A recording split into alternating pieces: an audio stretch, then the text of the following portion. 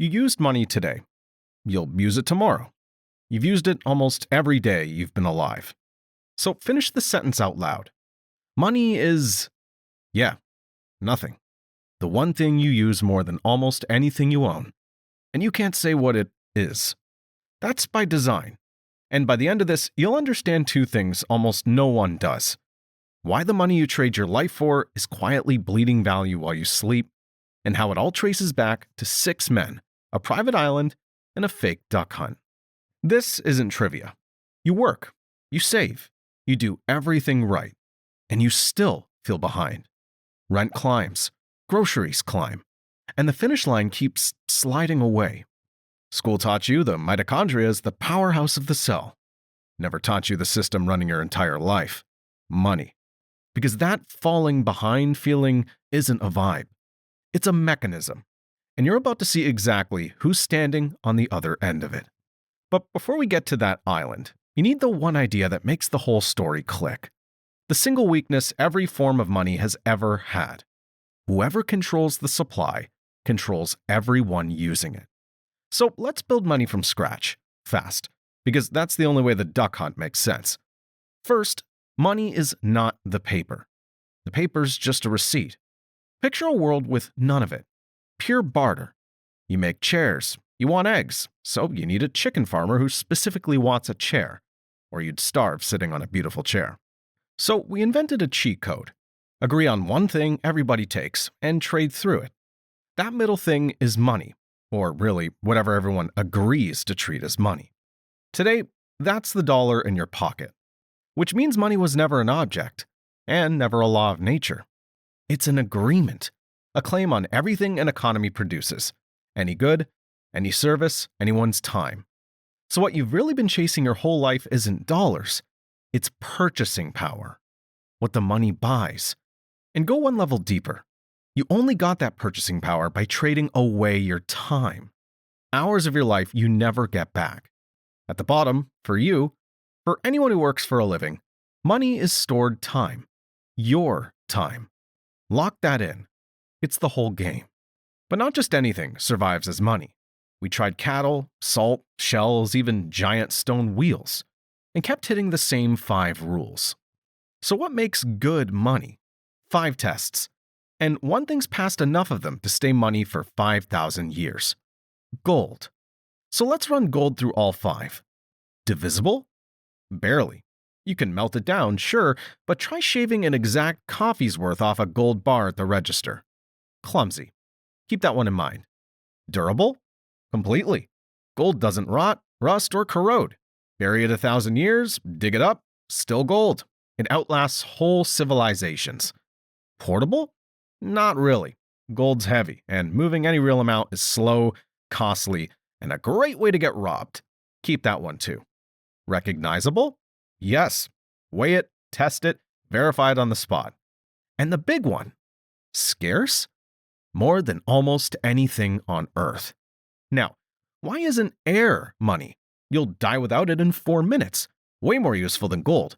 But it's everywhere, so nobody trades for it. Now flip it. A one-of-a-kind rock in your backyard's about as rare as it gets. And still worthless, because nobody wants it. So value isn't scarcity alone, and it isn't usefulness alone. It's both. Something people want, that's also hard to get. Gold nails both. Humans have craved it for as long as we've existed, and it's genuinely hard to come by. But gold's real superpower is that it's the one thing nobody can cheat on. You can't print it, you can't vote more of it into existence. The only way to get gold is to find it and rip it out of the ground. Brutal, slow, expensive, and even then the world's supply grows maybe 2% a year. No king, no banker, no government can flood the world with gold on a whim. And that scarcity does something almost no other money can. Go back 2,000 years to ancient Rome.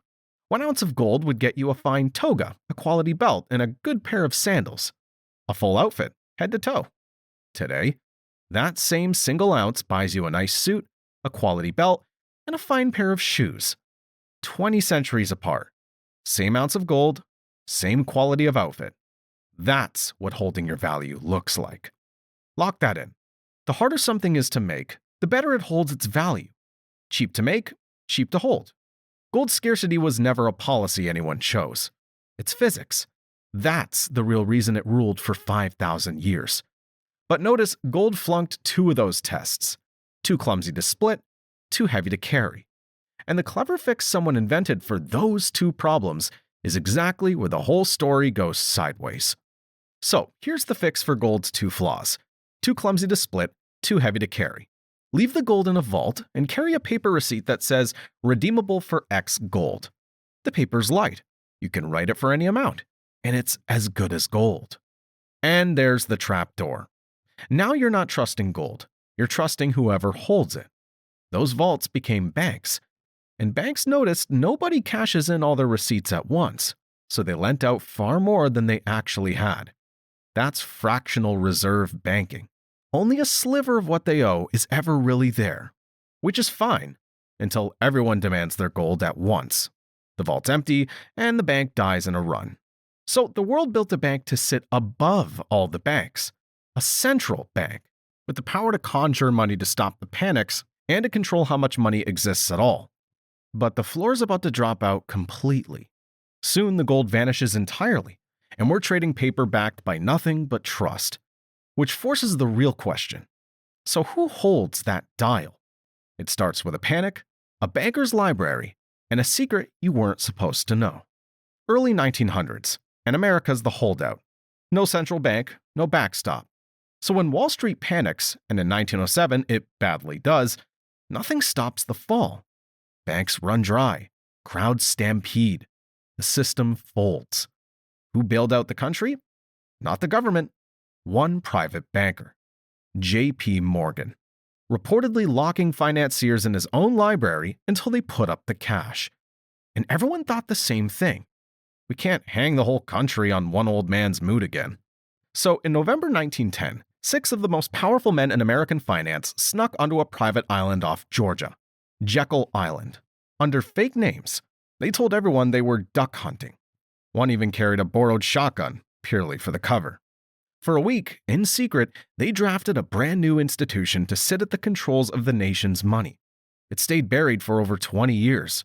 One of them, Frank Vanderlip, later admitted he felt as furtive as a conspirator. His words, not mine.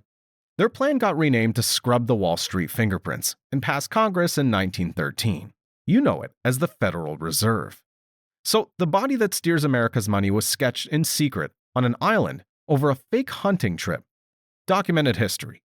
And now, here's what happened to the money itself, in 3 steps, each worse than the last. For a while, there was still a leash. After World War II, in 1944, the dollar gets locked to gold, and every other currency locked to the dollar, a gold receipt for the planet. Then, 1971, Nixon goes on TV and temporarily cuts the dollar's tie to gold. Over 50 years later, still temporary. Now your dollar's backed by nothing you can hold. Not gold, not silver, nothing. Just trust and the people at the dial. There's a name for money like that. Fiat.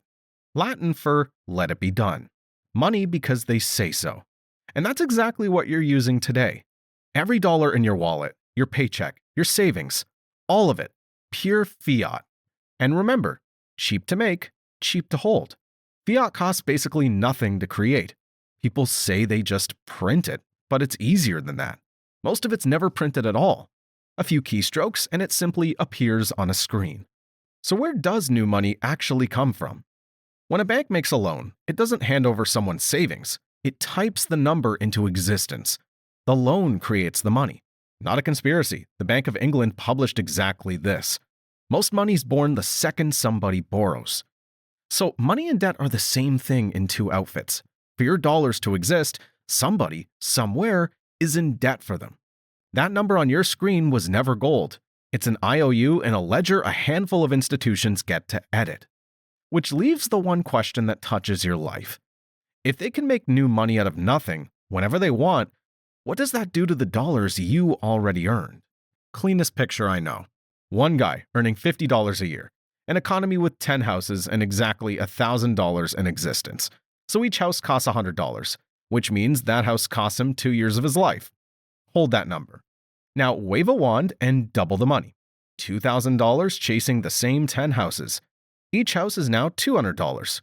So the house just doubled, $100 to $200. But ask yourself, what actually changed? Not the house.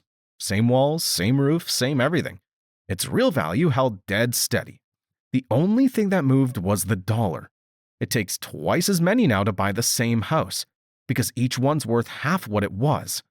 The price went up. The value didn't. The ruler shrank. That's the whole trick. Now watch what that does to him. The money doubled, so for him to just tread water, his $50 wage had to double too, to $100. Did it? Of course not. Wages never keep up. Say he scrapes together a 20% raise, a fifth more, when he needed double just to stand still. That house that used to cost him 2 years of his life now costs more than 3. Every dollar he earns buys half of what it did. He didn't get lazy. He didn't stop working. He got a raise and got poorer. And nobody ever sent him a bill. Because here's what actually got taken. And it was never dollars. Money is stored time. His. Those are hours of his life he already worked and can never get back. And when the money's fiat, printable at will by whoever holds the dial, that stored time is never safe at rest. Inflation used to be a slow leak you'd never notice.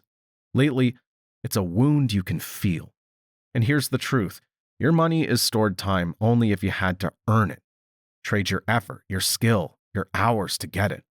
And that's almost everyone. The guy whose raise never caught up, sure, but also the doctor, the lawyer, the engineer on 6 figures, the woman who built a real business brick by brick. If you gave up a piece of your life to get your money is your life. Now the other side, the new money, the money that dilutes yours, costs almost nothing to make. A few keystrokes, remember? So whoever sits at the controls, or simply first to spend it before prices catch up, collects real purchasing power without trading a single hour of their life for it. Same force, opposite ends. It quietly drains the people who create the value and rewards the people who can create the money. Your money is your life. Theirs is a keystroke. Now, the official defense. A little inflation, around 2%, about the pace gold's own supply grew for centuries, keeps money moving, nudging people to spend rather than hoard. And the alternative, deflation, can freeze an economy solid. Like the 1930s. Central banks say they're what stands between you and the panics that used to wipe people out every decade. That's a real argument. Sit with it. But sit with the mechanism one more time.